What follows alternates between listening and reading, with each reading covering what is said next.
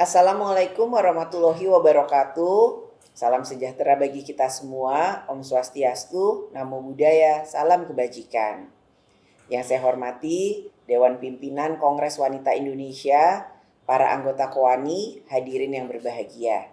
Syukur alhamdulillah kita semua dapat berkumpul dalam acara hari ini.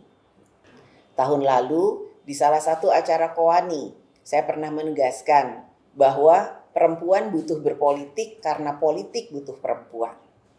Konsep itu sangat terasa ketika kita menjalankan beberapa bagian penting dalam berpolitik, seperti penyusunan kebijakan publik dan pengambilan keputusan. Agar sentuhan perempuan lebih terasa dalam politik Indonesia, maka dibutuhkan politik kehadiran, yaitu ada perempuan-perempuan sebagai penyusun kebijakan dan pengambil keputusan, sebagai policy maker dan decision maker. Di lembaga legislatif, pemilu 2019 menempatkan perempuan untuk menduduki 118 kursi atau sekitar 20% dari 575 kursi yang ada di DPR. Angka ini merupakan tertinggi sepanjang sejarah. Pemilu sebelumnya, yaitu pemilu tahun 2014, menghasilkan 97 orang perempuan di DPR RI atau sekitar 17%. Jadi terdapat penambahan sebanyak 21 orang perempuan. Dengan persentase sebesar itu, maka berdasarkan data dari World Bank tahun 2019, Indonesia menduduki peringkat ke-7 se-Asia Tenggara untuk keterwakilan perempuan di parlemen.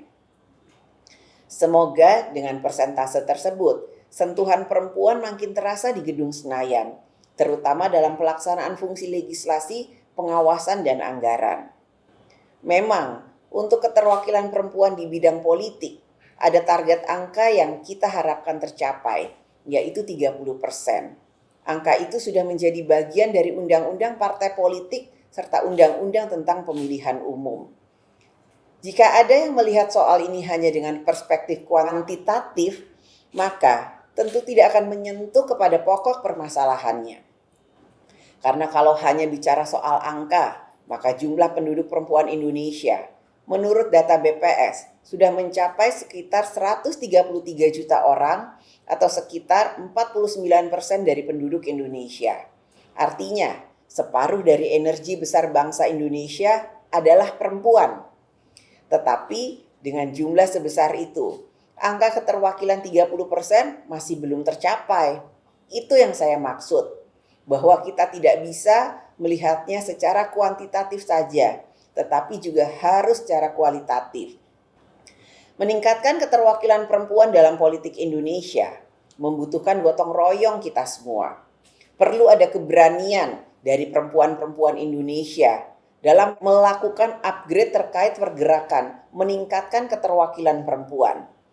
Ketika kuantitas keterwakilan perempuan masih belum ideal, maka kualitas gagasan dan cara komunikasi kita pun harus di-upgrade. Kita harus meyakinkan banyak orang bahwa menyertakan perempuan dalam proses pembangunan bukanlah sekedar kebijakan afirmatif, akan tetapi merupakan kesadaran atas penghargaan, harkat dan martabat manusia. Hadirin sekalian, perempuan Indonesia perlu makin berani untuk berpolitik, untuk mengutarakan gagasan-gagasannya, untuk terlibat dalam pengambilan kebijakan politik.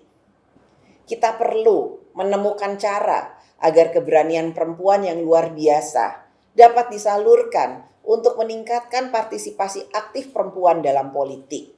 Kita harus mengingatkan semua orang bahwa kemerdekaan Indonesia itu untuk seluruh rakyat Indonesia, baik perempuan maupun laki-laki. Dan Indonesia bisa semakin maju ketika perempuan dan laki-laki bersama-sama bergerak maju. Terima kasih. Wassalamualaikum warahmatullahi wabarakatuh. Om Santi, Santi Santi Om, Namo Buddhaya.